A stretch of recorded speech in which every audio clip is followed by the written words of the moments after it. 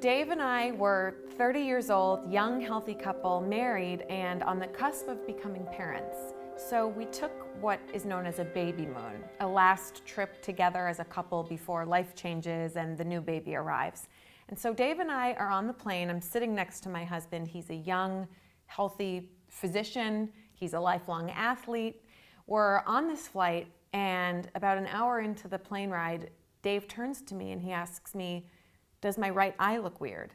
And I looked into his eye, and the answer was yes. His pupil was dilated asymmetrically. And so I threw out the most ridiculous thing I could think of, expecting Dave, the very calm doctor who sees gunshot wounds in the ER, to say, no, that's ridiculous. And I said, "Dave, are you having a stroke?" And his voice got very quiet, and he just looked at me and he said, "I think I might be." And a few minutes later, Dave shut his eyes and lost consciousness. And from that moment on, the life that we knew, the life we had planned for, the life we were living together, changed really in an instant.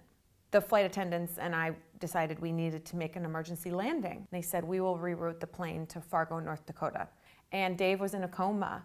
And a few hours into the ER, through this battery of tests, the doctors were able to deduce that Dave had had a very rare, very serious stroke. And it wasn't clear whether he would be waking up, and if he did wake up, who Dave would be, what we would find. Dave did wake up miraculously after being in a coma. He blinked his eyes open, and I looked into those green eyes, and it was clear that I was looking at the body of my husband, but that Dave had been wiped clean.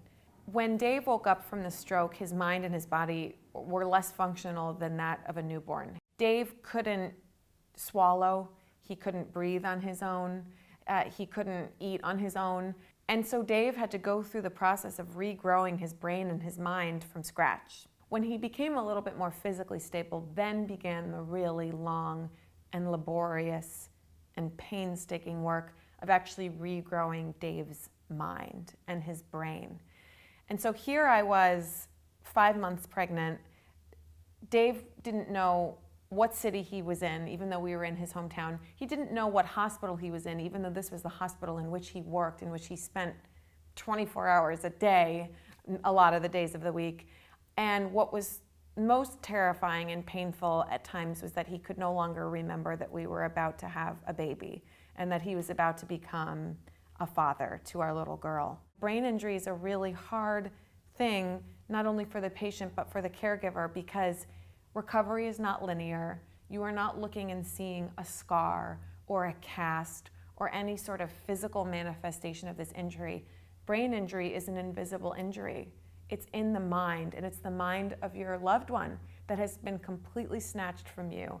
And it's really hard, it's really confusing, it's really nebulous, and it's something that I think takes a toll not only on the patient but also on the entire family and support system. So Dave had to go through all sorts of therapy. We had to do it all. He had to learn everything from how to swallow to how to eat to how to get in and out of a car. He really went through every process of life again. Every step of the process was difficult for him and for our entire family. But it's that last sort of bit, I think, that was the most difficult, where he went from having a functional brain to becoming Dave once more, to becoming an adult, an independent man, and the man that I had married and the man that I had loved. So I had moments where I felt like the man I married was no longer there.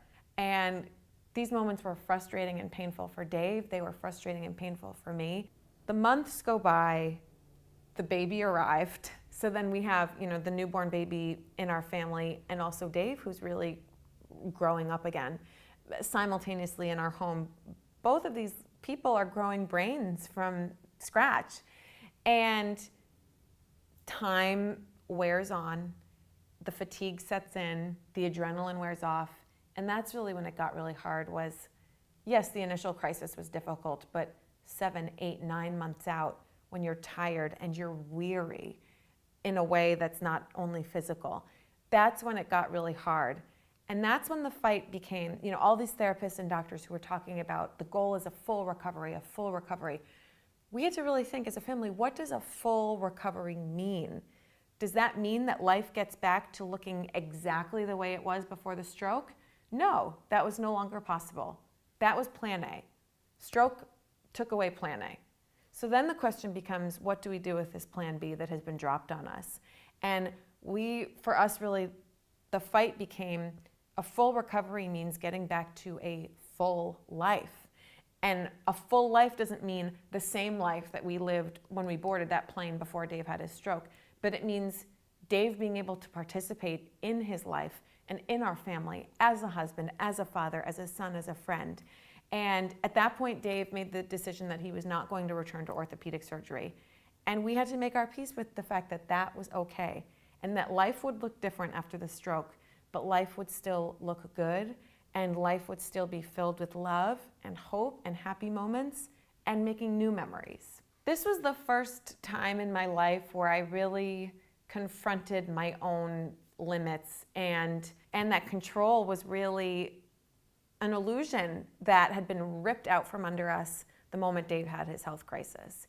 And this was the moment where I really had to accept that I could not get through this one on my own and that I was going to need help. And I had to confront my vulnerability and my own limits. I had to ask for help. I had to lean on a network and a community of loved ones in a way that I had never done before. I had to tell my friends and my family and my parents and Dave's family that we really needed their support to get through those tough early days of Dave's recovery, the newborn baby being in our family all of a sudden. Ultimately, I think the stroke was the moment when things between me and God got real. You know, it was one thing before the stroke to walk around and say, God is good and life is good. It was quite another thing to still be able to lean on that and believe that and find that faith when things didn't feel good, when things felt scary, and when things felt completely out of my control and I had no idea where we were going. You know, faith is ultimately something that you're not relying on facts, you're relying on something that's not tangible, that's not there, that you can't immediately point to and say, ha, I can prove this. This was a moment where I didn't know where we were going. I didn't know as a family what God had in store for us. I didn't know that things would be okay. And so that was really when my faith was relied on, as opposed to just sort of agreeing with the overwhelming facts that had previously existed, that God was good. Before the stroke, God had been good. I remember there was this one morning where I felt very discouraged and I felt very tired, and I felt the grip of despair. And my mom looked at me and she said, Allie, this is the time when you need your faith. This is when you need to lean on that and to believe, yes, things might seem impossible right now. And for man, they are impossible, but for God, nothing is impossible. And don't lose your faith. And don't lose your belief that your family will get through this, that you will get through this together. And ultimately, in this moment, it was when I realized I couldn't just lean on myself and my own self-reliance. I needed to lean on something bigger. I needed to lean on the friends who were telling me that they were God's hands on earth to support me and to be here for me. And I needed to believe in something larger, that there was, in this moment, there was pain and there was hardship, but that all of it was going to be working together towards something bigger than what I could understand in that moment, and towards something that would ultimately be filled with hope and beauty and love, and that there would be beauty even in these broken places.